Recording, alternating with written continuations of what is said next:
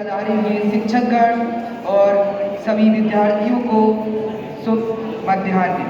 आज मैं आप सभी के समक्ष हमारे जो एक इतिहास का एक जो काला अध्याय रहा है, जो आपातकाल की स्थिति, उसके समक्ष अपने विचार प्रस्तुत करने जा रहा हूँ। जैसा कि हम सबको विदित है कि हमारे देश का संविधान दुनिया में सबसे बड़ा लिखित संविधान है, जिसमें हमको मौलिक अधिकारों के बारे में और अभिव्यक्ति की स्वतंत्रता और एक लोकतांत्रिक शासन प्रणाली के बारे में बताया, जिसमें इसके बारे में लिखित है। जब इस संविधान पर एक समय भी आया था जब इस पर ताला लग गया था, यानी कि आपातकाल की स्थिति।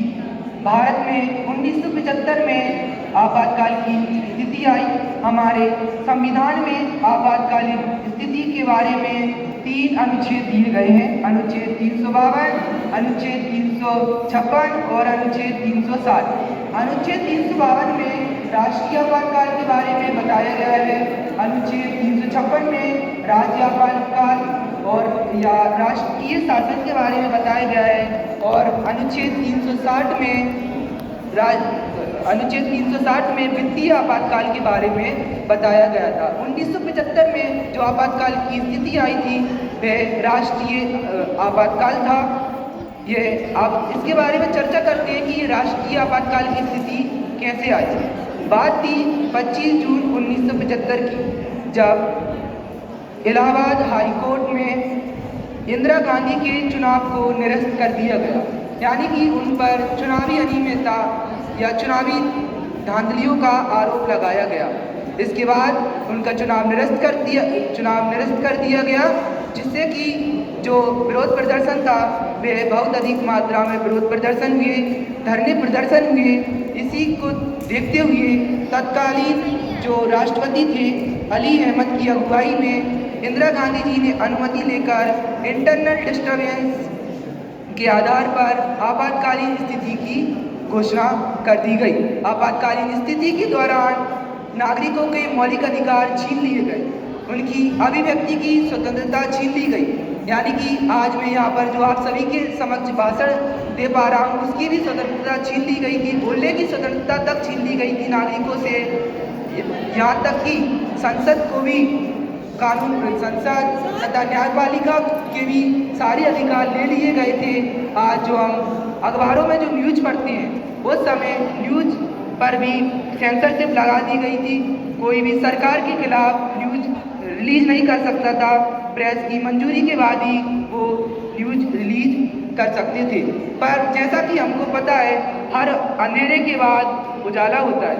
सत्य को कभी हम मिटा नहीं सकते, एक दिन वे अवश्य दुनिया के सामने आता है।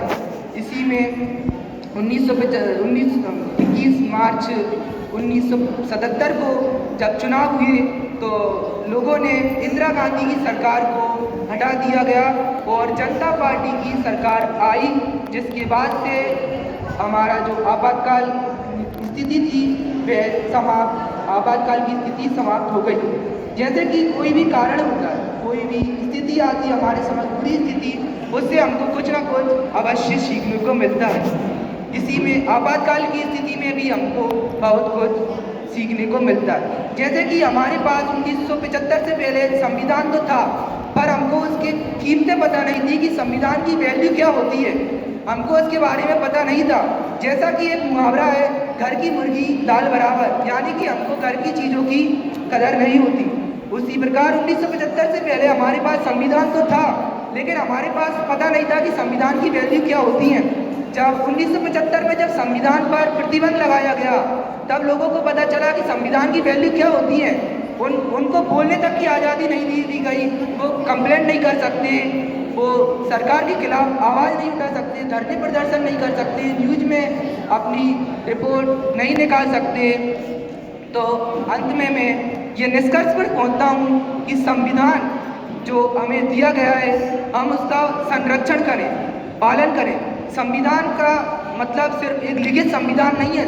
संविधान का पालन हम सबको करना है। संविधान का पालन करना सिर्फ सरकार और सरकारी सरकारी विभागों में जो मंत्री और जो भी ऑफिसर लगे हैं वो उससे मतलब नहीं है। संविधान का अर्थ है कि हम सभी संविधान का पालन करें। किसी भी लोकतांत्रिक देश में